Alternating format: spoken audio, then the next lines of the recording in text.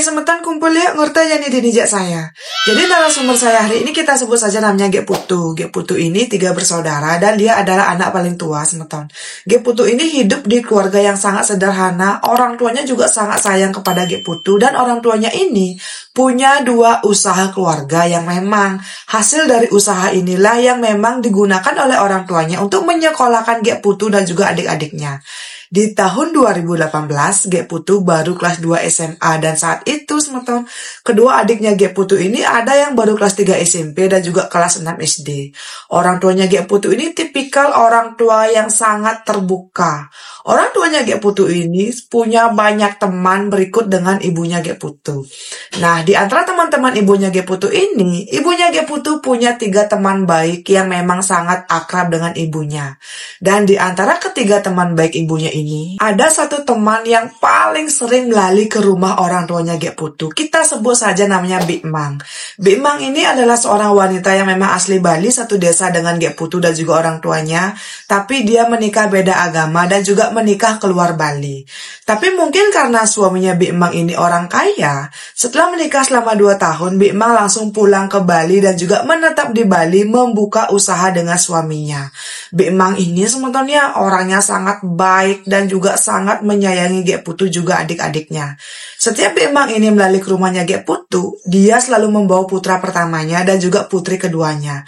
Putra pertamanya si Bik Mang ini 3 tahun lebih tua dari Gek Putu dan juga putrinya Bik Mang ini 1 tahun lebih kecil dari Gek Putu. Pokoknya kedua anaknya Bik Mang ini sangat baik seperti Bik Mang kepada Gek Putu semeton. Suatu hari semetonnya Bik Mang ini bilang akan pulang ke rumah suaminya yang ada di luar Bali selama 1 bulan dan waktu itu Bik Mang bilang mungkin saat dia ini pulang ke Bali dia akan membelikan oleh-oleh untuk Gek Putu dan tentu saja Gek Putu merasa sangat senang semeton karena bisa dibilang Gek Putu dengan semua teman-teman ibunya ini sangat akrab. Singkat cerita, sudah 2 bulan lamanya ya Gek Putu berpikir kenapa kok Bik Mang tidak ada nelpon ataupun melalui ke rumah mereka. Dan ketika Gek Putu bertanya kepada ibunya bilang ya sepertinya Bik Mang ini lebih betah di luar Bali dan akan lebih lama menginap di rumah mertuanya dari yang diperkirakan. Saat Gek Putu mendengar penjelasan dari ibunya, dia ya kayak oh biasa saja gitu loh semeton. Tapi tepatnya mungkin ada sekitar 6 bulan berlalu ya akhirnya Bik Mang yang tidak pernah dilihat oleh si Gek Putu pun pulang ke Bali dan juga melalui ke tempatnya si Gek Putu. Nah itu untuk pertama kalinya Gek Putu bertemu dengan suaminya si Bik Mang.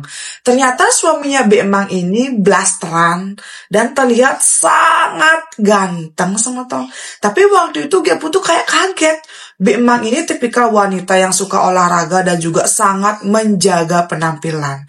Setelah kurang lebih 6 bulan itu tidak bertemu, kok Bik Mang sekarang terlihat lebih kurus, badannya juga terlihat agak lesu gitu loh semeton. Dan juga waktu itu Gek Putu bisa merasakan sepertinya Bik Mang ini punya sesuatu yang dia pendam, tapi memang belum bisa dia ceritakan kepada ibunya Gek Putu. Dan waktu si Bik Mang ini datang dengan suaminya, Bik Mang membawa banyak sekali oleh-oleh. Di antaranya ya, Bik Mang membawa pakaian untuk Gek Putu.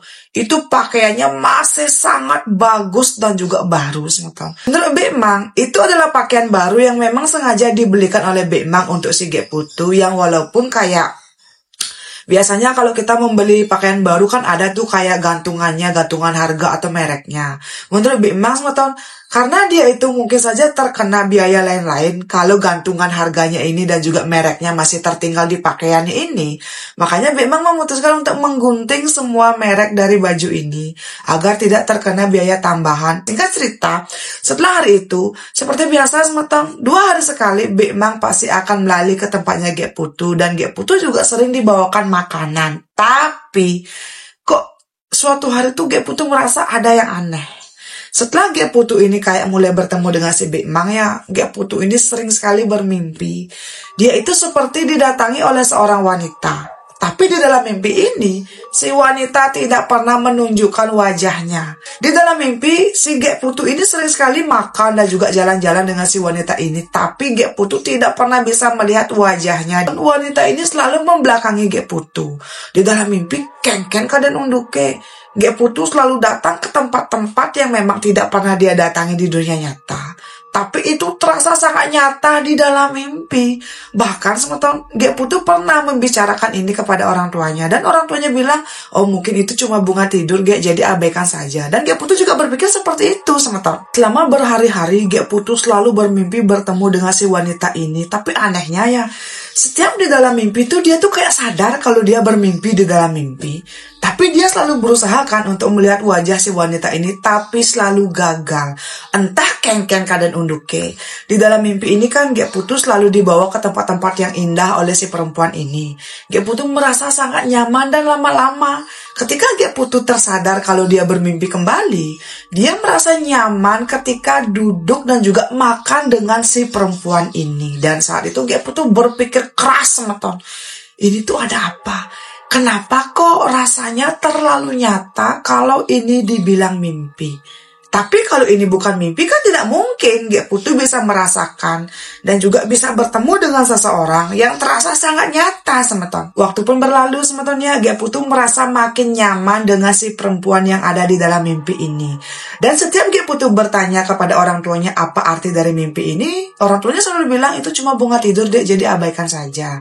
Dan karena ini semeton, Ge Putu mulai sadar kok sudah lama dia tidak bermimpi datang ke sebuah tempat dengan si perempuan ini. Tapi H-7 sebelum otonannya Ge Putu, karena kebetulan Ge Putu melek menurut orang tuanya, dan Ge Putu akan dibuatkan Banten penubah melek, Ge Putu bermimpi lagi mandi di sebuah air terjun yang airnya itu sangat bening dan juga harum. Di air terjun ini kembali lagi Ge Putu mandi dengan si perempuan yang selama berhari-hari membawa dia makan dan juga datang ke tempat-tempat yang baru. Dan waktu itu juga setelah Ge Putu ini selesai mandi di air terjunnya, Ge Putu dibawa ke sebuah tempat yang sangat bagus seperti istana. Di tempat ini terlihat seperti kuil semeton, tapi Ge Putu juga tidak bisa mengerti itu di mana.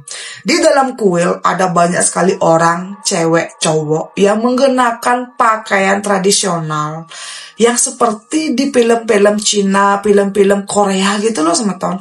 Dan waktu itu kan ceritanya di dalam mimpi badannya Ge Putu masih basah. Ge Putu dan juga teman perempuannya ini diminta untuk mengganti pakaian. Dan pakaian yang digunakan oleh Ge Putu dan juga teman perempuannya ini seperti baju-baju di drama-drama Korea, di drama-drama Cina gitu loh semeton. Yang kayak bentuknya cantik, warnanya juga sangat ngejreng. Dan waktu itu ceritanya di dalam mimpi Ge Putu juga menggunakan mahkota yang bentuknya benar-benar plak ketuplak seperti di drama-drama Cina. Nah saat itu kan ada api unggun. Ceritanya Ge Putu tuh kayak duduk di depan api unggun dengan si teman perempuannya ini. Dan waktu itu Ge Putu mulai melihat dengan jelas wajah dari perempuan yang selama ini selalu datang ke mimpinya Ge Putu selama berhari-hari. Dan sepertinya Ge Putu tidak asing dengan wajah si perempuan ini.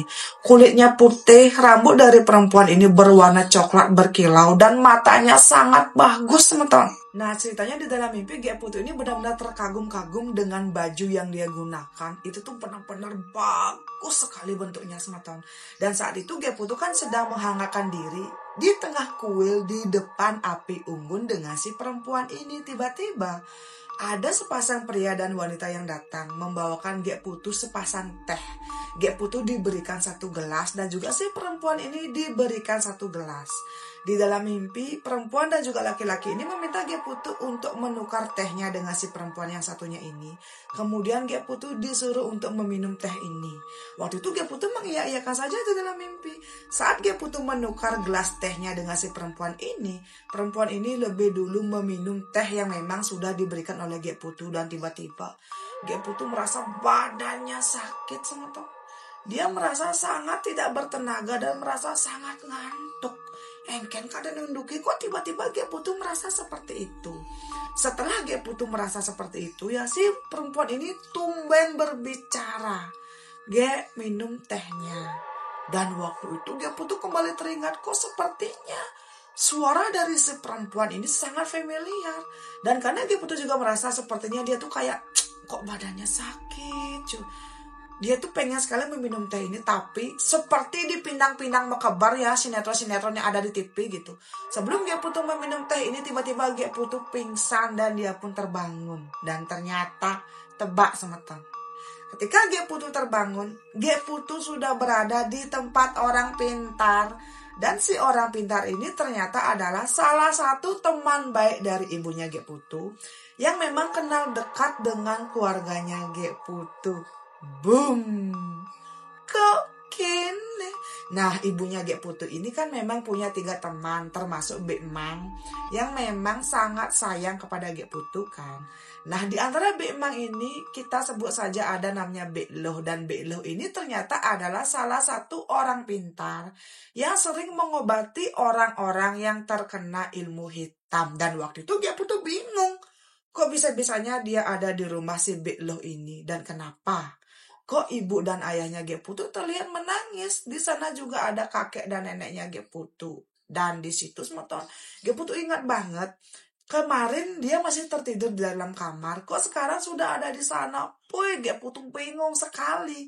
Saat Gek Putu ini tersadar ya, Gek Putu kemudian dibawa pulang oleh orang tuanya. Dan ketika tiba di rumah, semua pakaiannya Gek Putu yang kemarin diberikan oleh Bek Mang dikeluarkan oleh bapaknya, kemudian dibakar di depan kamarnya Gek Putu.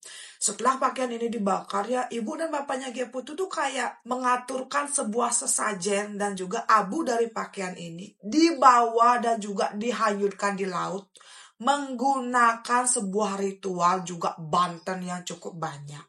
Ketika abu dari pakaian ini dihanyutkan di laut, ya Gek Putu merasa kok lemah sekali semeton.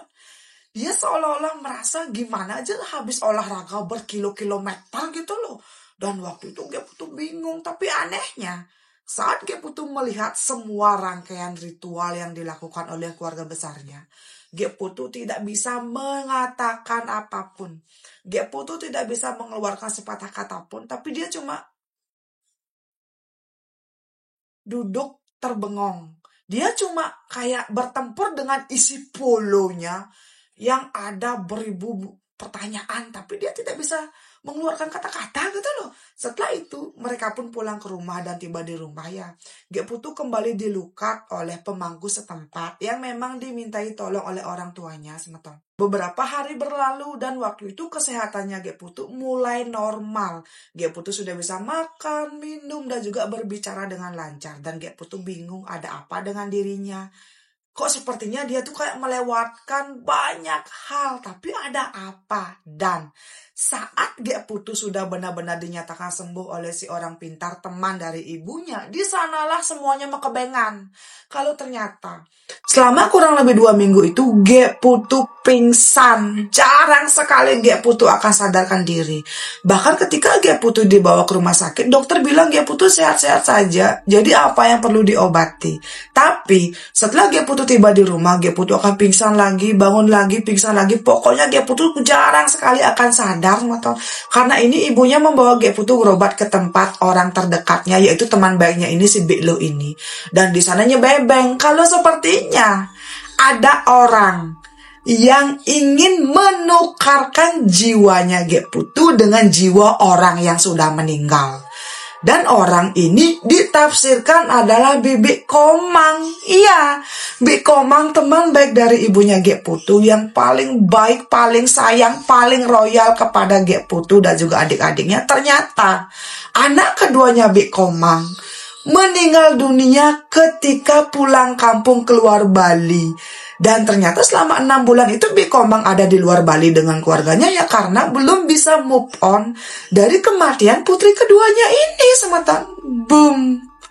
Kok gini? Menurut orang tuanya si Gek Putu ya, anak keduanya Bibi Komang ini kan meninggal dalam keadaan bajang dan juga masih perawan.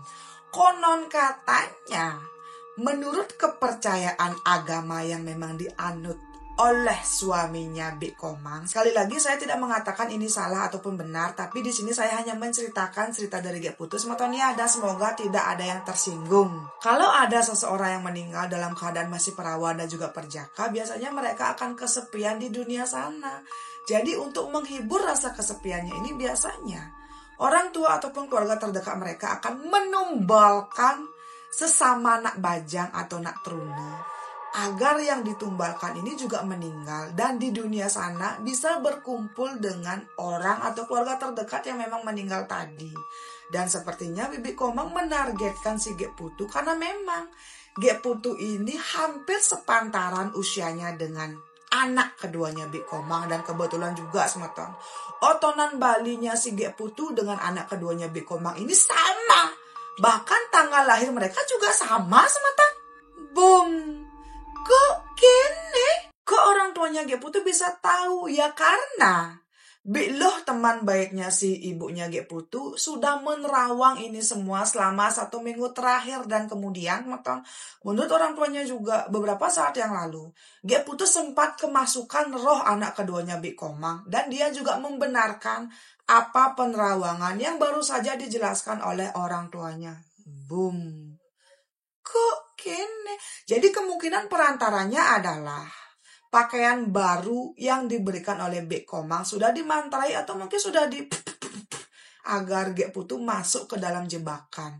Jadi seumpamanya kalau tadi Gek Putu meminum teh yang diberikan oleh si perempuan di dalam mimpi, mungkin saja Gek Putu sudah meninggal dunia dan juga berkumpul dengan anak dari Bibi Komang. Kembali lagi, ini adalah informasi dari Gek Putu yang Gek Putu dapat dari orang tuanya. Dan setelah itu setelah Gek Putu ini mulai sembuh ya, engken kadang unduke Bibi Komang tidak pernah lagi datang ke rumahnya Gek Putu. Dan terdengar Bibi Komang jatuh sakit. Dan setelah Bibi Komang ini jatuh sakit, akhirnya Bibi Komang kembali tinggal di luar Bali dengan suami dan anak pertamanya. Setelah kejadian itu orang tuanya Gek Putu tidak pernah lagi berani meminta ataupun menerima barang-barang aneh dari teman terdekat, entah itu pakaian, sepatu, sandal atau apapun itu. Dan di sini Gek Putu mau bilang kalau semoga ini ditonton oleh Bibi Emang. Di sini Gek Putu ingin bertanya kenapa kok Bibi Komang setega itu. Kalaupun memang benar putrinya kesepian di alam sana karena putrinya meninggal dalam keadaan masih bajang dan perawan, kenapa kok setega itu Bibi Komang ingin menumbalkan Gek Putu? Kenapa? Untuk Gek Putu sukses sekali untuk ceritanya ini. Dan saya tuh kayak, kok ada seperti ini? Kok masih ada jelema yang percaya dengan hal-hal mistis seperti ini bahkan di zaman modern ini semeton. Untuk semeton yang sudah nonton dari awal sampai akhir sukses banget, dan juga untuk Gek Putu sukses banget untuk ceritanya. Dan jangan lupa tinggalkan jejak dengan cara like, komen, dan subscribe. Sampai ketemu di cerita saya selanjutnya. Dadah.